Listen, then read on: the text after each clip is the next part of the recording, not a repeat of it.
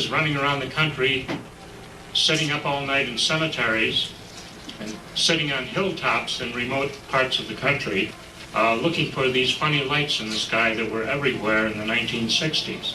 These funny lights would come down out of the sky and circle around these boats that were transporting cargo up the Ohio River. And the boatmen would turn on their searchlights and play games with these lights. The lights would jump out of the way of the searchlights. And I was sitting on my hilltop watching them, these games going on. And I had a very powerful flashlight at that time. It had 6 cells in it. And I would flash this flashlight at these funny lights, and they would jump out of the way of my flashlight. So it occurred to me to use Morse code and see if I could give them some commands, like descend, or go left, or go right. And so I'd flash in Morse code at these lights, and they would do whatever I ordered them to do. I decided that instead of using Morse code, I'd make up my own code. And so naturally, I was the only person in the universe that knew this code. And they knew this code, which gave me a lot of concern at the time. And flashed the flashlight in a circle for go right, and the object would go right. Or I'd flash it in a triangle, and it would go left. They weren't saucers, they were lights. There were no metallic objects involved with these lights. These were very bright lights, and they were everywhere during that period. And one of these lights came down very close to my car. There was a wooded area all around me. These hills were all wooded hills. And it passed over these woods, and it seemed to descend right into the forest right next to my car. And I was scared to death. I thought that somebody or something was going to come out of these woods and say, "Hello, John Keel, you want to take a ride?" Now, in the years 1964 to 1968, there was a worldwide epidemic of these lights. They were everywhere every damn night of the week. And you could name any town in Africa or in France or in China. People were seeing these lights. And some of these lights came down very close, like the one that I came down close to my car. Nobody, including the Air Force, knew what the hell these lights were. And there were little towns where the people were afraid to go out at night because there were so many of these lights buzzing them.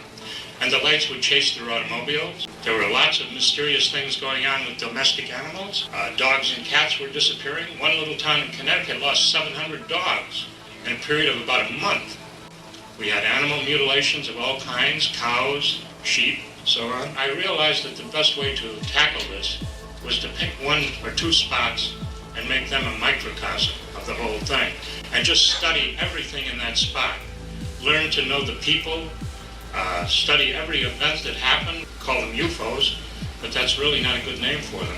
They were like living lights. These lights had an intelligence of their own. In one case, there was an orchard in West Virginia. I was parked there, and I saw in the orchard, I saw some purple lights in the orchard, high in the trees. There were about 6 or 8 of these purple lights, each one about the size of a beach ball. And you could see right through these lights. So I walked into this field, into the orchard, and these lights came to meet me. And they formed a circle around me and did like a dance around me. And I saw these purple lights several times, and they always behaved the same way. Except if I turned on my flashlight, then they would skitter out of the way of the light. The light beam was like a solid object to them. In 1952, something fell out of the skies, which became known as the Flatwoods Monster. This light, it looked like a comet, came out of the sky and landed on a hilltop outside of this little village of Flatwoods.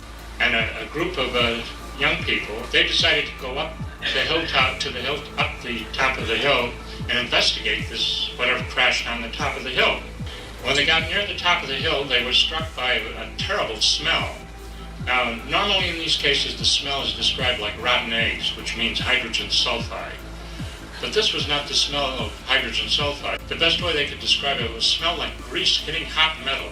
Around a tree, a light came, and this light had 2 big red lights on it, like 2 big red eyes. And this is what became the Flatwoods Monster. In that same area, we're talking about a place called Braxton County. They were also seeing tall, hairy monsters, or Bigfoot. Bigfoot usually stinks like hell. He usually does smell of hydrogen sulfide. In November of 1966, 4 young people in a car were driving through the local Lover's Lane, an area that was called the TNT area. There was an old building in there that they called the power plant, and they were driving past this building, and they saw what looked like a very large man, 6 or 7 feet tall, standing next to this power plant. They were all scared to death. The boy who was driving hit the accelerator, and they drove out of there at a high speed. And looking back, this thing rose up in the air and followed their car. And they were going over 60 miles an hour on these dirt roads. And this thing was flying right along with them. So they drove straight to the police station. And the police were so convinced, they held a press conference the next day. The next year, there were over 100 reports of this Mothman. Some of the people who reported seeing this thing were not only adults, they were responsible adults like bankers, local officials, the lady who was sort of the head of the Chamber of Commerce. And all of the descriptions pretty much matched, except some people said the eyes were blazing red eyes. Most people said they couldn't see the face at all. Some of the people that I talked to, it was obvious that they had been in a kind of a trance state when they saw this creature. I mentioned there was a banker had seen it. Well, what happened to the banker was he heard a noise, and he went out on his front porch, and he stood there for 20 minutes. And his wife was inside watching television. And finally, 20 minutes later, he staggered into the house. And she said he looked like he had seen a ghost. He was pale and shaking. And he didn't realize 20 minutes had passed. And he claimed that during those 20 minutes, during that period when he was outside, this creature was standing on his lawn staring at him. And he couldn't move. In Point Pleasant, West Virginia, there was a bridge called the Silver Bridge that crossed the Ohio River. And on December 15th, 1967, that bridge collapsed, and it was loaded down with cars, people who had been Christmas shopping, trucks. A lot of people, over 50 people, died in that collapse of that bridge. And that sort of put a damper on all my investigations, because I knew some of the people who had gone down with the bridge. And some of these people had been Mothman witnesses. I'll close by saying that right now, in the last month, up in the Albany, New York area, we've had a minor UFO flap, again of these lights in the sky. And there have been quite a few reports out of that area. It just is another UFO wave. And of course, when the UFO buffs talk about this, they always call them craft, spacecraft. God damn it, they're lights.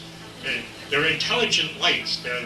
And it's very rare that a metallic object is ever seen listed.